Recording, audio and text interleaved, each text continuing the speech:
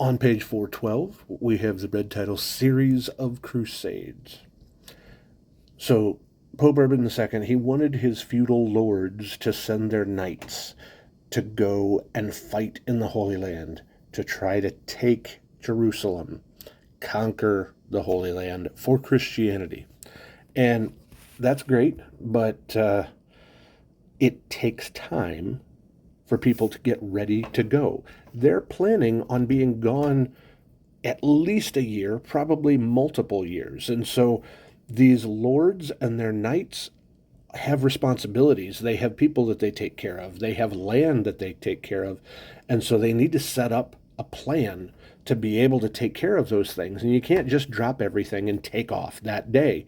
And so it was going to take time to get everything in place, make sure that the money was there that was needed, to make sure that the supplies were there for when they traveled, and that who they were going to go with, where they were going to meet, how far they were going to go, what route they were going to take to be able to get to Constantinople first, and then what they were going to do after that. Then, on the other hand, there's the common people, some of these serfs and peasants who have very few responsibilities.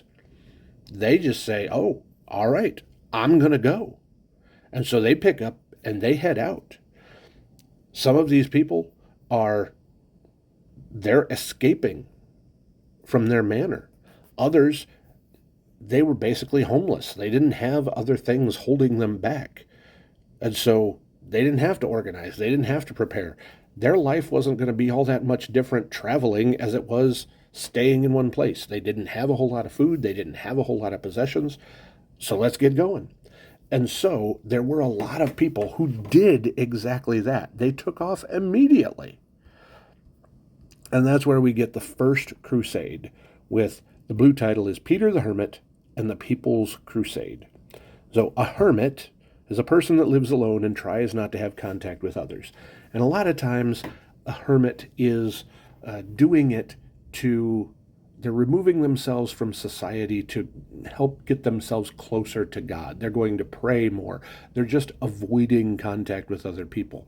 Well, Peter the Hermit was a man who acted like a monk, and he was chosen as this leader of these common people. It's not like he was elected. It's just sort of, well, he looks like he knows what he's doing, so let's follow him. So Peter led this group of commoners, hundreds of people, in 1096 to go to Constantinople. When they got to Constantinople, Alexius, the emperor of Byzantium, looked outside and thought, oh, yes, here comes those knights that I have requested from Urban, and we're going to be saved. They're here to help. And he looked out and noticed that they didn't really look like knights. And so he said, why don't you all just wait right out here? And the people, the commoners, they said, no, we're here to help. Let's fight those Muslims. We're ready. And he says, I don't have space for you inside right now. Just you wait right here and we'll get everything ready for you. And then once we're ready, you could come on in. We'd really like you to wait for the real knights that are still coming. And these common people got angry. They couldn't believe, I came all this way. I came thousands of miles. I have walked all this way. And now you're not going to let me fight these Muslims?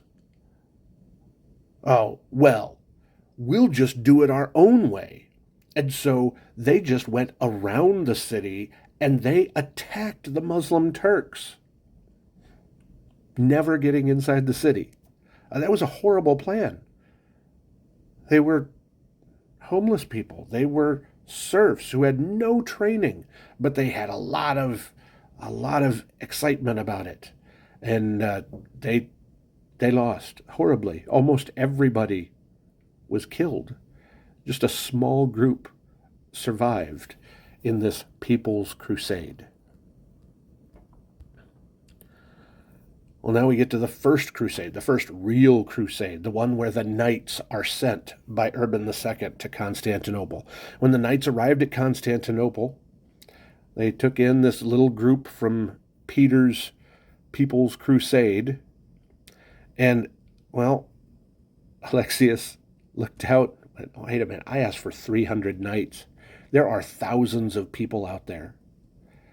And there's no way that we can support these people. There's no way that we can take care of them. And that we don't have space inside to add thousands more people. So he had them wait outside too. And so this group of knights now in the First Crusade, they're angry at Alexius. And Alexius is angry at Urban because I only asked for 300 and now there are thousands of people here. And so the European knights said, well, if you're going to hold us outside, keep us outside the city gates, we're not doing it. We're coming in. And so they attacked Constantinople and they took over the city. They dethroned Alexius. And then from inside the city, they fought against the Muslim army and were able to push them back as well. Well, once they've done this, now they have a place to start from. They have a foothold. And so they're able to start pushing out from Constantinople. They work their way across Asia Minor. They work their way down the east end of the Mediterranean, going south through what is now Lebanon and Syria.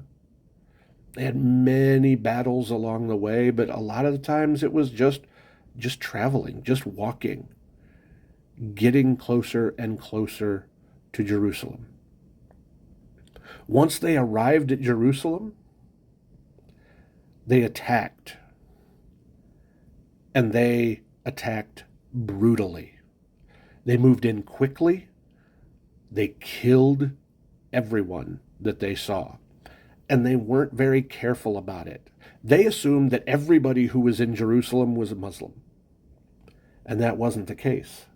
There were lots of Christians and there were lots of Muslims, but there were also lots of Jews as well. And so they were killing everyone that they came across. They weren't just killing Muslims. They weren't careful about it. They didn't stop to ask, who are you? Where are you from? And, that's probably the best way to handle a battle, but not the best way to handle your public relations. And it didn't look real good for them for a while after that. So once they took over Jerusalem, they started spreading out from that area. They had a pretty good control from there all the way to the north up to Constantinople. They set up a few states, small kingdoms, and some of the leaders of the army that had just come through took over in those areas. They split up the land. Problem was a lot of those knights who came through who fought and won, they felt really good about themselves, but once they were there, they looked around and thought, I don't like this place. It's not like home. It's dirt and sand and rock and very few trees and plants. It looks like it's hard to grow crops. I don't want to live here. And so lots of those knights who had came and conquered Jerusalem were really proud of themselves, but they turned around and went home. That's not a way to hold land once you have conquered it. And because of that, the Muslims were just able to move back in.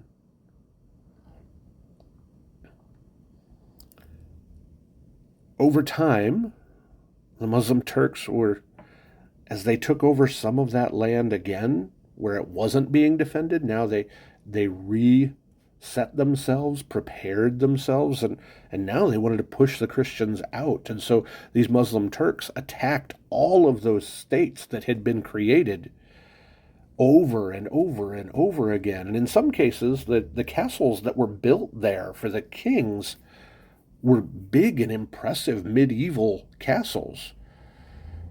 So most of the castles the Muslims were finally able to take, but a few of them stayed there. And even now, there's some that are still standing. But now they've lost the Holy Land again. So Europeans would try again. They'd send more knights, try to take it back, go back again and try to attack, try to win.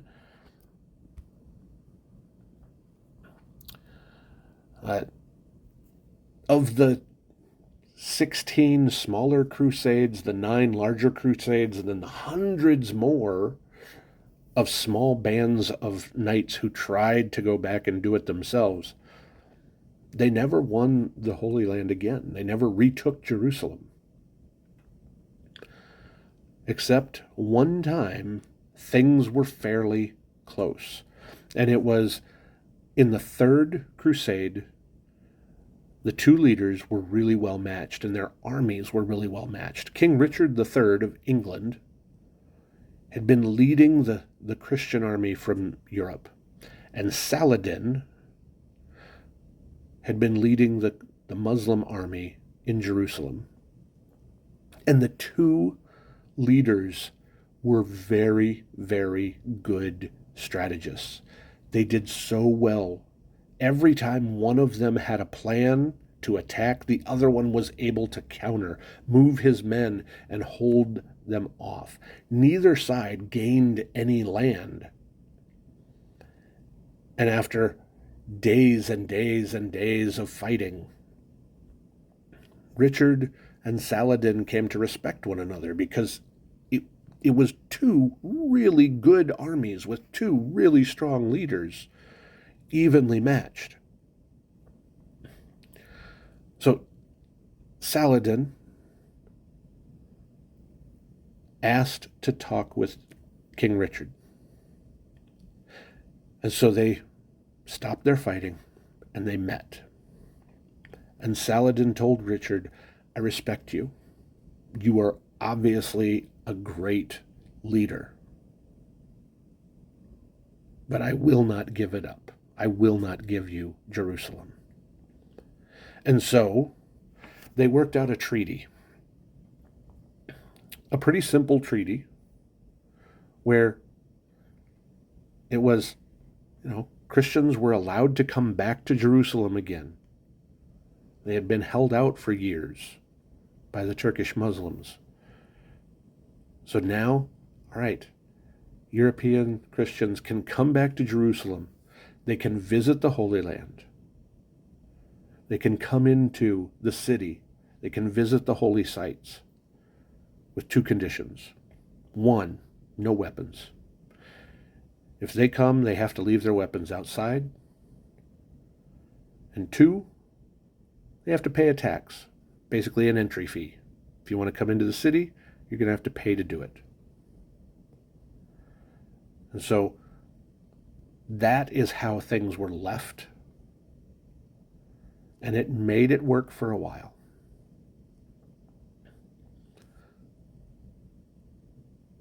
But still, the Christians of Europe tried to come back and attack again and again, never winning the city again.